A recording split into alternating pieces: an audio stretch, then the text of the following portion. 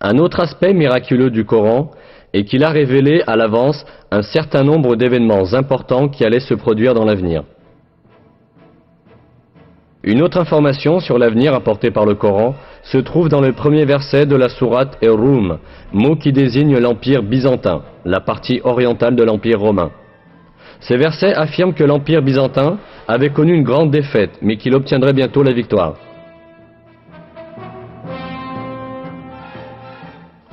Les Romains ont été vaincus dans le pays voisin, et après leur défaite, ils seront vainqueurs dans quelques années.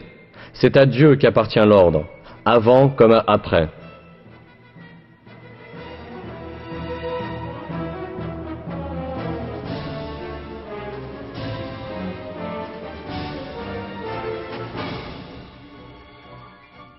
Ces versets furent révélés vers l'an 620 de l'ère chrétienne, près de 7 ans après la défaite cinglante infligée par les Perses aux chrétiens de Byzance.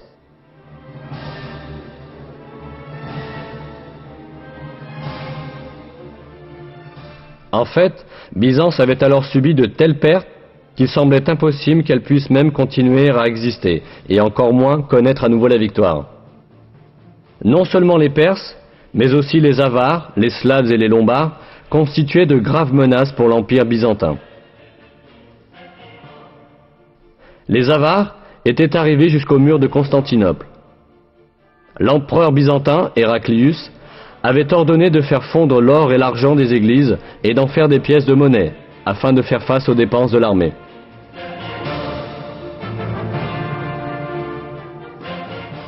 De nombreux gouverneurs s'étaient révoltés contre l'empereur Héraclius, et l'empire était au bord de l'effondrement. La Mésopotamie, la Cilicie, la Syrie, la Palestine, l'Égypte et l'Arménie, qui avaient auparavant appartenu à Byzance, avaient été envahis par les Perses idolâtres. En bref, tout le monde s'attendait à ce que l'Empire byzantin soit anéanti. C'est à ce moment-là que les premiers versets de la sourate Ar-Rum ont été révélés, annonçant que Byzance triompherait à nouveau dans quelques années. Environ 7 ans après la révélation des premiers versets de la sourate Ar-Rum, en décembre 627 de l'ère chrétienne, une bataille décisive eut lieu à Ninive, entre Byzance et l'Empire perse. Et cette fois, à la surprise générale, l'armée byzantine vainquit les Perses. Quelques mois plus tard, les Perses durent conclure un accord avec Byzance, les obligeant à rendre les territoires qu'ils lui avaient pris. En fin de compte, la victoire des Romains, proclamée par Dieu dans le Coran, s'était miraculeusement réalisée.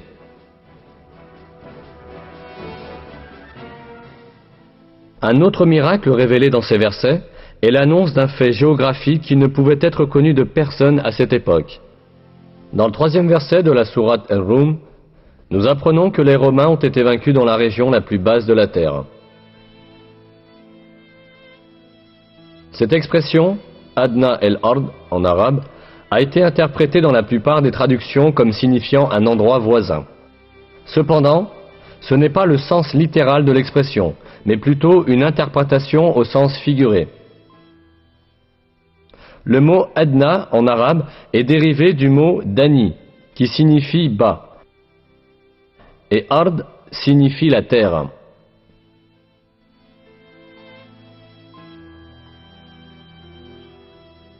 Donc, l'expression Adna el-Ard signifie l'endroit le plus bas de la terre. Ce qui est très intéressant, c'est que des batailles cruciales de la guerre entre l'Empire byzantin et les Perses, où les Byzantins avaient été vaincus et avaient perdu Jérusalem, s'étaient réellement déroulées à l'endroit le plus bas de la terre. Cette région est le bassin de la mer Morte, qui se situe à l'intersection de territoires appartenant à la Syrie, à la Palestine et à la Jordanie. La mer Morte, s'étendant à 395 mètres au-dessous du niveau de la mer, est la région la plus basse de la terre. Cela signifie que les Byzantins furent vaincus à l'endroit le plus bas du monde, exactement comme l'affirme le verset. Le plus intéressant est que l'altitude de la mer Morte n'a pu être mesurée que grâce aux techniques modernes. Auparavant, il était impossible à quiconque de savoir que c'était la région la plus basse sur la surface de la Terre. Pourtant, Le Coran affirme que cette région est le point le plus bas de la terre. C'est encore une preuve que le Coran est une révélation divine.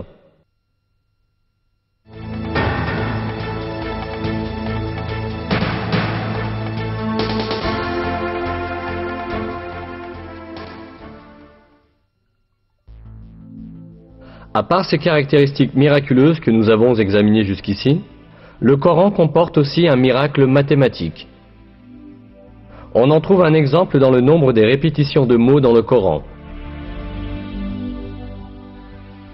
On s'aperçoit que certains mots apparentés sont répétés le même nombre de fois. Voici quelques exemples de ces mots et le nombre de leurs répétitions dans le Coran. Le mot jour est répété 365 fois au singulier, tandis que jour, au duel ou au pluriel, revient 30 fois. Le nombre de répétitions du mot lune est 12. Le mot châtiment est répété 117 fois, tandis que la fréquence du mot pardon, qui est l'un des principes fondamentaux du Coran, est exactement le double. Les mots monde et au-delà sont aussi répétés le même nombre de fois, 115. L'expression « sept cieux » est répétée 7 fois. La création de cieux revient aussi 7 fois. Le mot « iman » foi, sans génitif, est répété 25 fois dans tout le Coran, de même que le mot « kufr » mécréance ou négation de la vérité. Le mot « zakat » est répété 32 fois, et le nombre de répétitions du mot « miséricorde » est aussi 32. L'expression « les vertueux » est employée 6 fois, tandis que les libertins est employé moitié moins souvent, c'est-à-dire 3 fois. Être humain est employé 65 fois, et on obtient le même nombre en additionnant le nombre de fois où sont mentionnés les stades de la création de l'homme.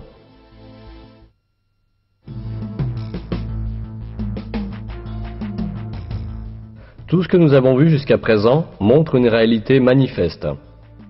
Le Coran est un livre si extraordinaire que tout ce qu'il rapporte s'est avéré vrai, et que des faits que nul n'aurait pu connaître à l'époque ont été annoncés dans ces versets.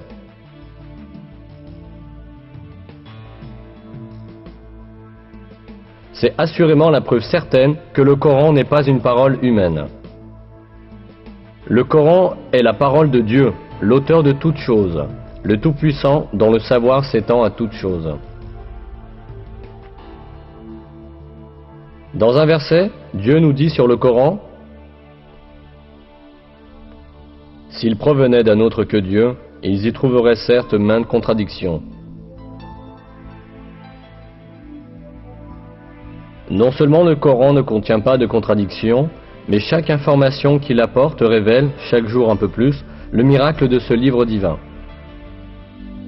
Il appartient à l'homme de s'attacher fermement à ce livre divin révélé par Dieu, et d'en faire son seul et unique guide. Dans l'un des versets, Dieu nous lance cet appel. « Ceci est un livre béni que nous avons fait descendre.